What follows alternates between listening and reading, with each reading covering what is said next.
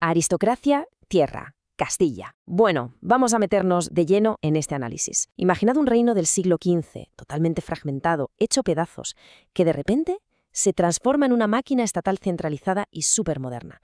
Y todo gracias a la visión, la verdad magistral, de los reyes católicos. Es fascinante ver cómo pusieron los ladrillos de esta nueva era, paso a paso.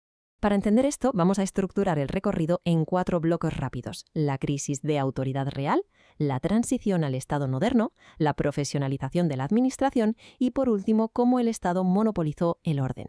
Básicamente, vamos a ver cómo se pasó del caos absoluto de unos nobles rebeldes a un Estado unificado y fuerte.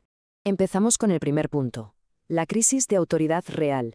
Porque claro, para entender el tamaño de esta reforma, primero tenemos que ver el panorama tan desolador que había a mediados del siglo XV. La situación era insostenible. La monarquía estaba literalmente asfixiada, pisoteada por una aristocracia forrada de dinero que actuaba con una independencia casi total. Era una crisis de autoridad enorme. Los nobles, básicamente, eran los reyes en sus propios territorios y hacían lo que les daba la gana.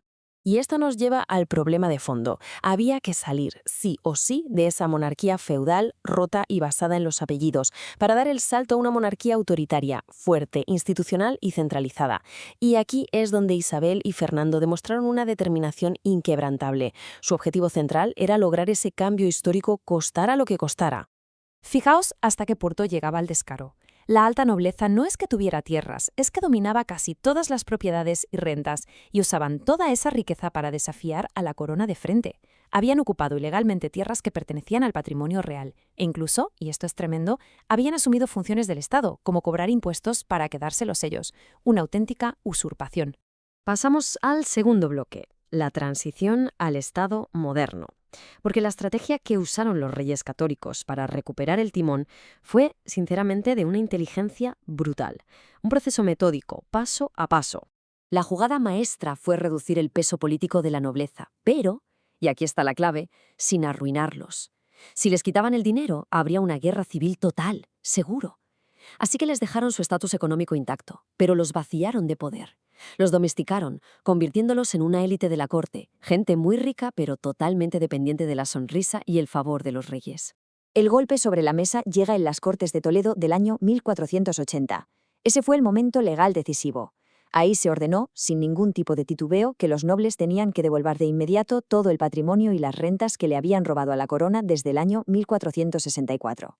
Con esa ley en la mano, empezó una recuperación súper agresiva de las tierras y derechos del rey. Fue una asfixia perfecta para los nobles desleales. Se quedaron de golpe sin esa palanca de influencia y sin unos recursos, que para empezar, jamás habían sido suyos legítimamente.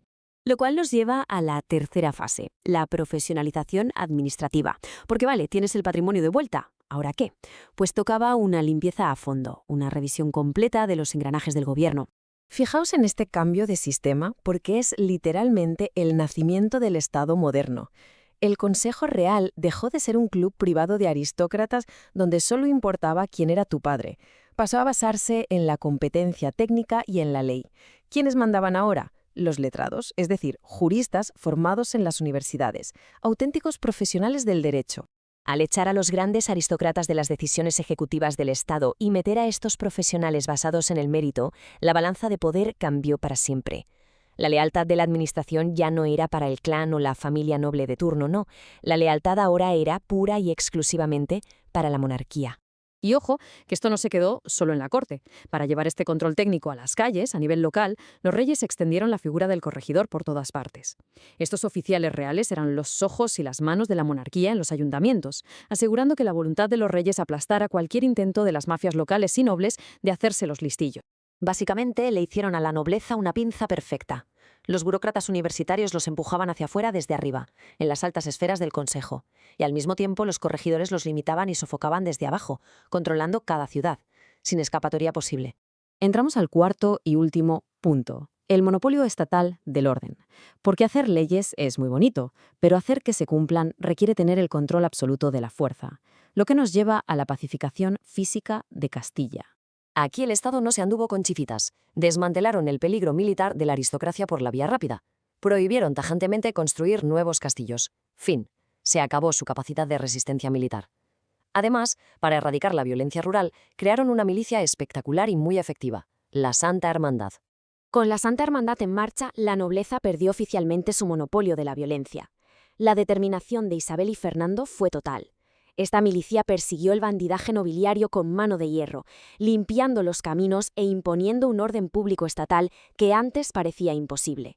A la vez que limpiaban los caminos, le cortaron las alas a los señores locales que administraban justicia como les daba la gana y de forma arbitraria. Se acabó. Los tribunales de la corona se fortalecieron, dejando clarísimo que la ley del Estado era uniforme y estaba muy por encima de los caprichos y antiguos abusos de cualquier señor feudal. Y aquí viene otro movimiento de ajedrez brillante de la corona. Había unas organizaciones poderosísimas, las órdenes militares de Santiago, Calatrava y Alcántara. ¿Qué hicieron los reyes? Pues vincularon sus inmensos recursos y tierras directamente al Estado, bajo la tutela del rey. Neutralizaron a unos rivales militares gigantescos y se quedaron con una riqueza incalculable de un plumazo. También se persiguieron con una dureza implacable los ajustes de cuentas y las guerras privadas entre las distintas familias nobles. Costó, pero lograron erradicar ese caos constante que desangraba el territorio. Y así, por primera vez, tras décadas oscuras, se inauguró una era de paz pública interna sin precedentes en la historia de Castilla. Viendo esta magistral lección de domesticación política y de cohesión institucional que lograron los reyes católicos, nos queda una reflexión final insoslayable. Sin esta paz interna, sin estos cimientos de orden tan increíblemente bien armados, ¿habría sido posible la futura expansión imperial de Castilla por todo el mundo? Parece evidente que recuperar el orden en casa fue el motor, el primer paso absolutamente vital para la inmensa expansión global que transformaría el mundo.